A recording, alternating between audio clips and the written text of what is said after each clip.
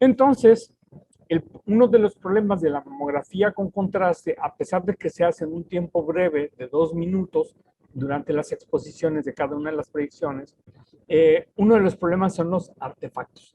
Y hay varios tipos de artefactos, por ejemplo, artefactos de la línea, de contigüidad. Miren, esta es la imagen de bajo kilovoltaje, o sea, la mamografía convencional, en donde tenemos una opacidad heterogénea, ovoide, y aquí tenemos ya cuando está hecha la sustracción, fíjense cómo casi desaparece el tejido glandular y únicamente aparece lo que se pintó con el medio de contraste, que es el nódulo, que podríamos de considerar que es maligno. Pero cuando se produce movimientos de respiración o la paciente se desplaza tantito, vamos a tener artefactos que nos duplican el contorno o artefactos como este que se le llama de breast within a breast, o sea, la mama dentro de la mama, que es una forma en la que se desplazó durante la adquisición. Y como estos, tenemos varios tipos de artefactos que son una de los limitantes de este método o este procedimiento. Otra de las cosas interesantes de la mastografía con contraste es que la forma de interpretación no está incluida todavía en el BIRADS, en el lexicón del BIRADS. Tenemos el de la mamografía, tenemos el del ultrasonido y el de la resonancia magnética. No hay ninguno todavía para la mastografía con contraste. Y hay algunas doctoras que ya empiezan a mover el tapete, ya empiezan que debe de incluirse ya dentro de poco en el sistema BIRADS un formato de interpretación. Mientras tanto, nos sugieren que nos atengamos a una interpretación estructurada en la que debemos de hablar, uno, de las indicaciones por las que se pidió el estudio. Dos, la técnica utilizada, por ejemplo, si fue la temporal o fue la mastografía con contraste. Tres, si tenemos artefactos y cuáles son. Cuatro, fíjense, comparación con estudios previos.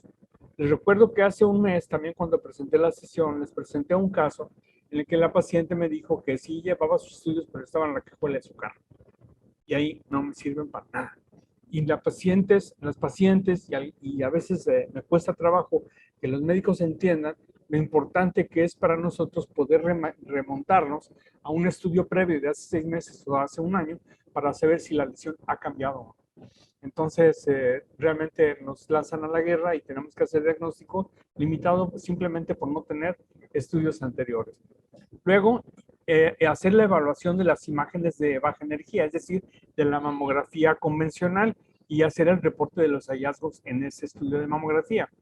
Luego, hacer el análisis de la imagen ya sustraída, de la imagen recombinada.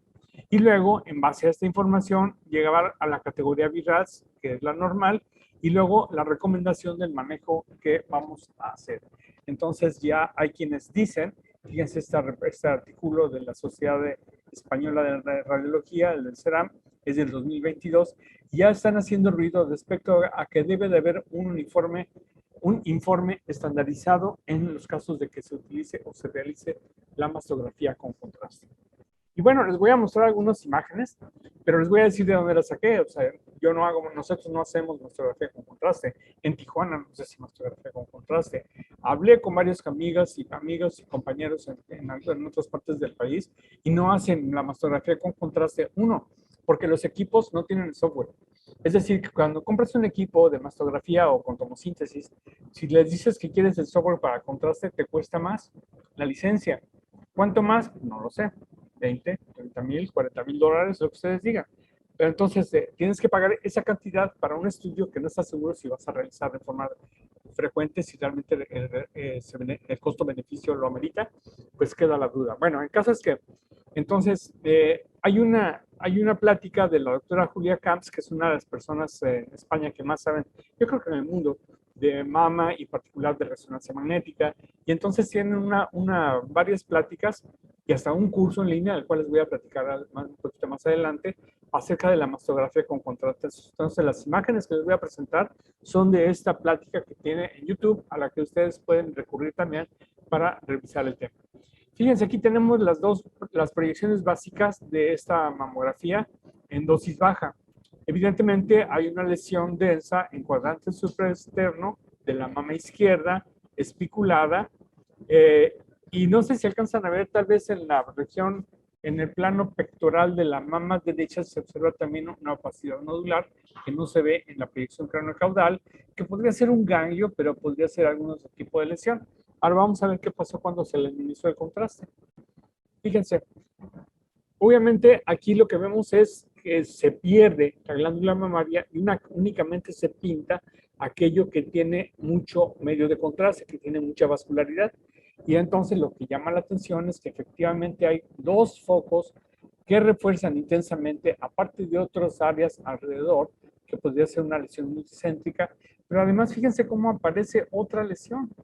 Y aquí en la proyección medio lateral confirmamos que este nódulo, este nódulo está reforzando intensamente. Entonces, esta lesión aquí se ve en la proyección medio lateral, no la podemos observar, pero es evidente que se trata de varias lesiones en la mama izquierda y una lesión sospechosa, cuando menos en la axila derecha. Vean esta otra imagen, una mama con un patrón C, vamos a decir, digamos un poco asimétrica en cuanto que hay más densidades en la mama izquierda que en la derecha, no bien delimitadas. Y ahora fíjense con el contraste.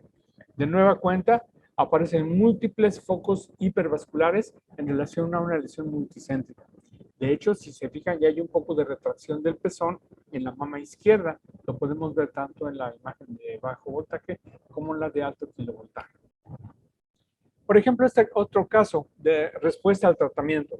Esta es la mamografía basal de una lesión neoplásica a la mitad del tratamiento y previa al tratamiento. Entonces, la pregunta es, ¿hubo respuesta al tratamiento o no la hubo? Cuando se realizó el estudio contrastado, fíjense cómo en la fase inicial se ve el tejido tumoral y cómo desaparece desde la mitad del tratamiento hasta antes del tratamiento, no hay nada de actividad tumoral. Fíjense qué maravilla, esta es una demostración muy objetiva de esa la utilidad del medio de la mastografía con medio de contraste. Otro caso, por ejemplo, una lesión BIRATS en la mama izquierda, fíjense cómo hay un nódulo retroareolar circunscrito, bien delimitado y un tejido denso, fibroglandular, con una mama con un patrón C tal vez. Y fíjense en la aplicación de contraste, ¿qué pasa?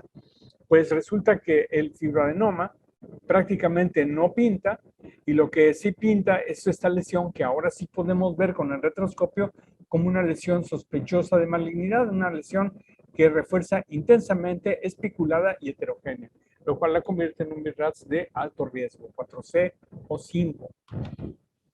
Este es el curso al que me refería. Aquí fue donde tomé gran parte de la información que les estoy mostrando, aparte de algunos artículos que revisé. Entonces, ustedes pueden acceder a ella, está en YouTube, pueden hacer esta revisión. Hablan también una doctora de Argentina, habla otra doctora de Chile, y hablan de los hallazgos de la mastografía con contraste.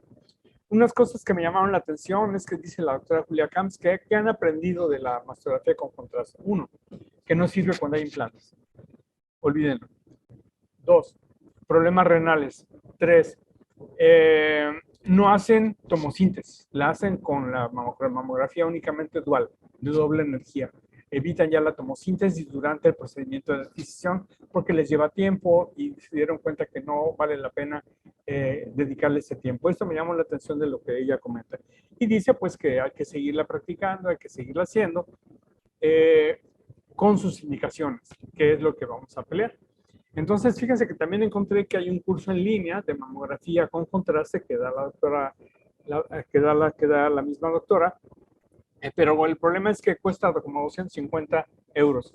Así es que si alguien quiere invertir 250 euros en aprender con más detalle cómo se hace la mastografía con contraste para luego comprar el equipo con tomosíntesis para que les cueste $50,000 más la licencia para un estudio que no saben si van a utilizar y que se puede hacer con resonancia magnética, pues están invitados a participar con la organización y que me platiquen sus experiencias.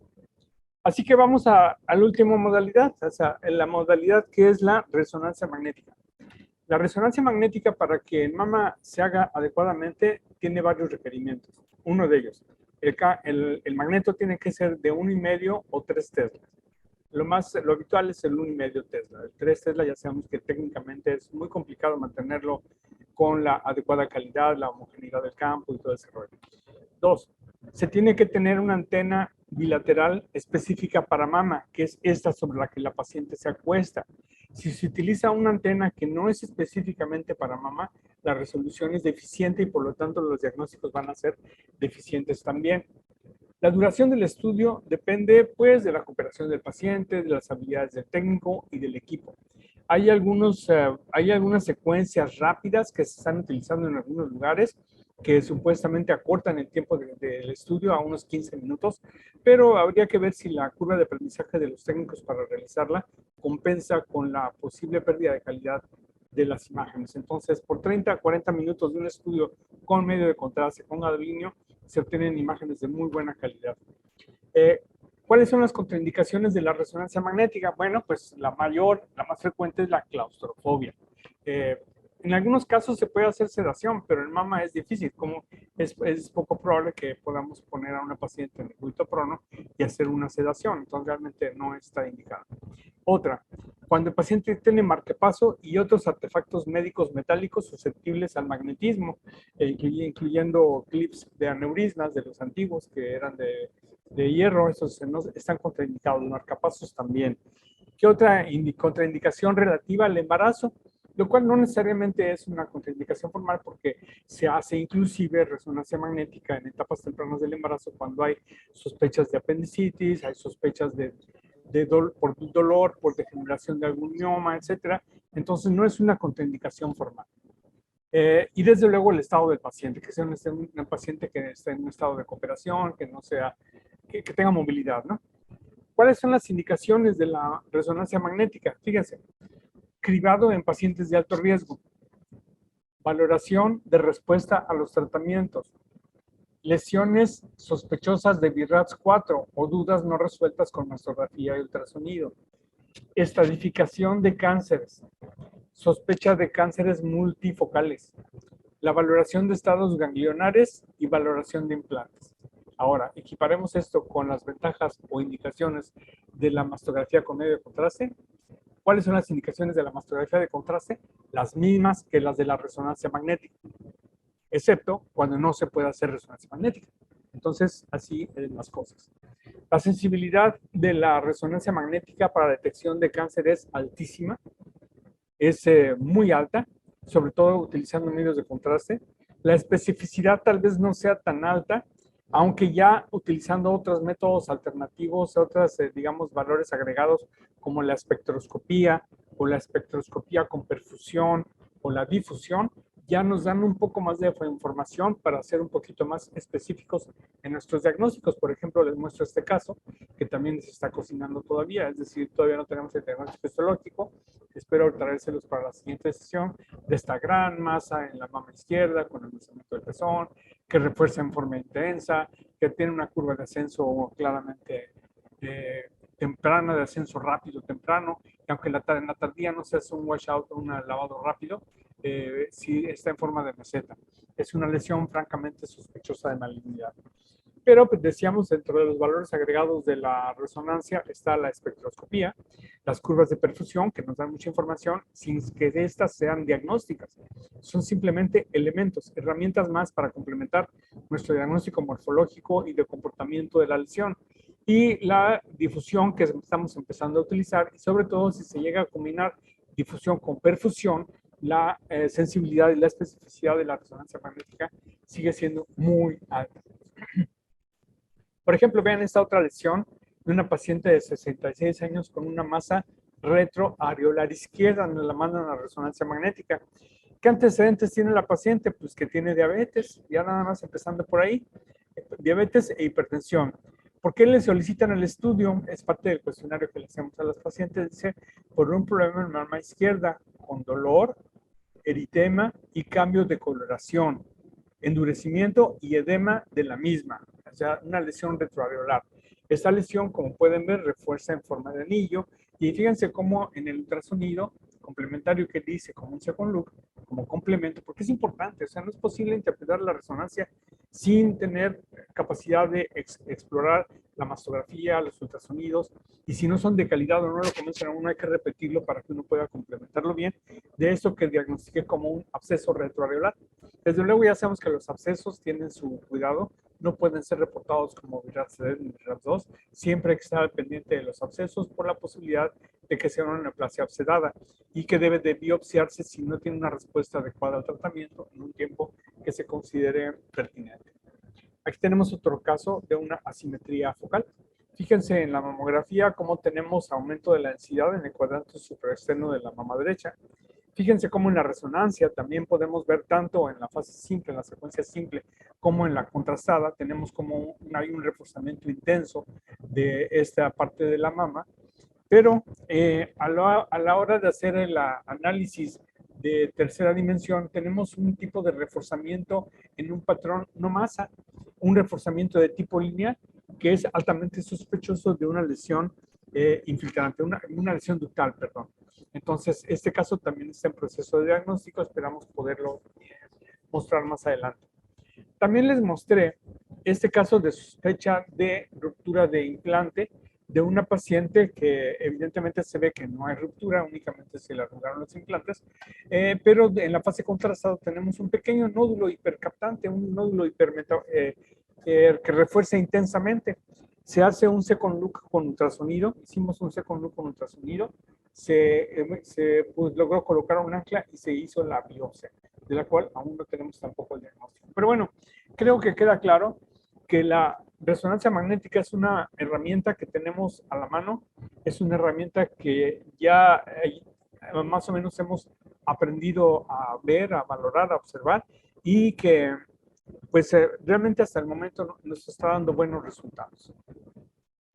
Así pues, ¿cuáles serían las conclusiones de esta plática? ¿Cuál es el mejor método? Yo me acuerdo que un cardiólogo, cuando estudié medicina, decía, el mejor digital o el mejor fármaco para la insuficiencia cardíaca es el digital que mejor sepas utilizar. Y decía, bueno, pues a lo mejor tiene razón, pero si esto fuera cierto, entonces nunca vamos a aprender nuevas modalidades, nunca vamos a aprender nuevos medicamentos.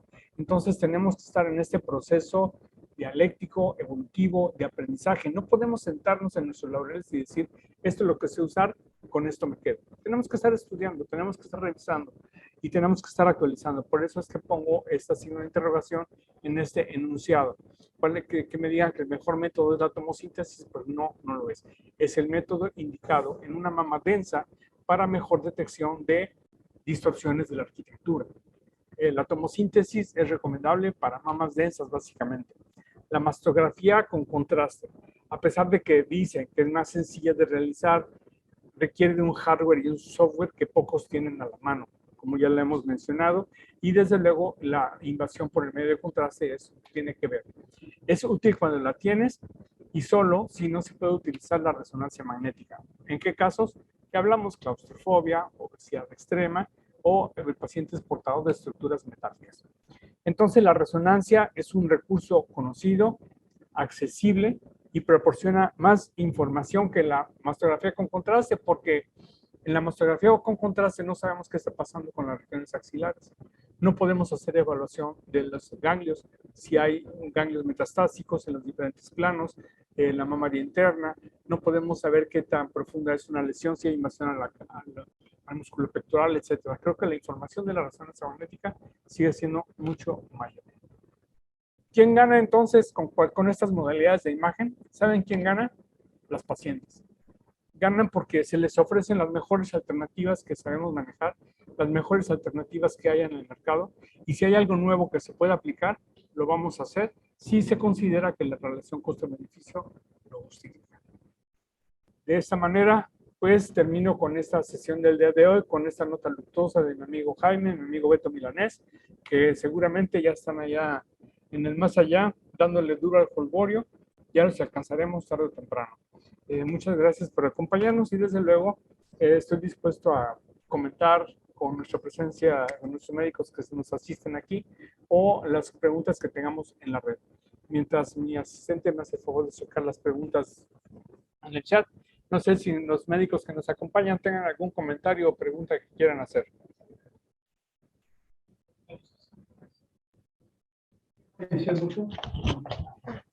El doctor Jaime Saldaña, me pregunta el doctor si de qué falleció el doctor Jaime Saldaña. Padecía un cáncer de próstata de muy larga evolución. como, no sé si 5 o 10, como 10 años, creo yo, con el cáncer de próstata, y finalmente ese fue el problema. Sí, doctora.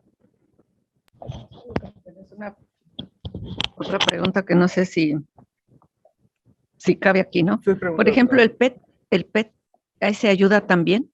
Oh, ok, ese, bueno, si quiere para la otra, ya me deja la tarea para que hablemos de PET-CT, de PET en mama.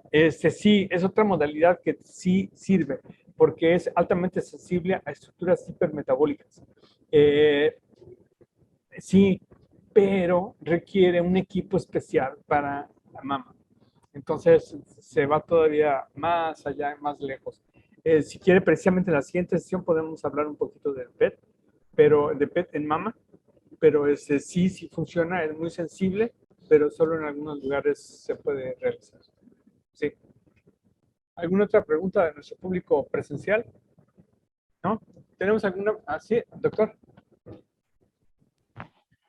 Sí, doctor. Sí lo mencionaste, pero quisiera, bueno, mi particular idea de un poquito más claro, ¿no? Quiero hacer un seguimiento, digamos, de la evolución del paciente que ya está tratado, que se diagnostica cáncer, y vamos, todavía no es tan invasivo, ¿no? ¿Qué sería el protocolo de imagenología para saber su evolución? Mastografía y ultrasonido, depende del tipo de tratamiento que se le haya dado. Si se le hizo lumpectomía nada más, pues nada más un seguimiento, mastografía y ultrasonido periódico. Si hay sospecha de actividad tumoral, resonancia magnética puede funcionar con la condición de que se haga después de 6 meses de que se hizo la cirugía. Antes de los 6 meses va a salir cambios inflamatorios y no va a ser posible diferenciar cicatriz de actividad tumoral. Pero en cuanto al seguimiento, mastografía y ultrasonido deberían ser suficientes, salvo cada caso particular.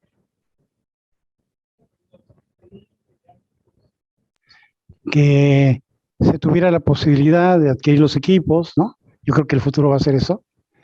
Sigue siendo la resonancia magnética digamos, la mejor opción para diagnóstico. Hasta ahorita sí, doctor, y a futuro yo veo pocas posibilidades de que alguien invierta en el software de una mastografía con contraste si la resonancia no está resolviendo la mayor parte de los problemas.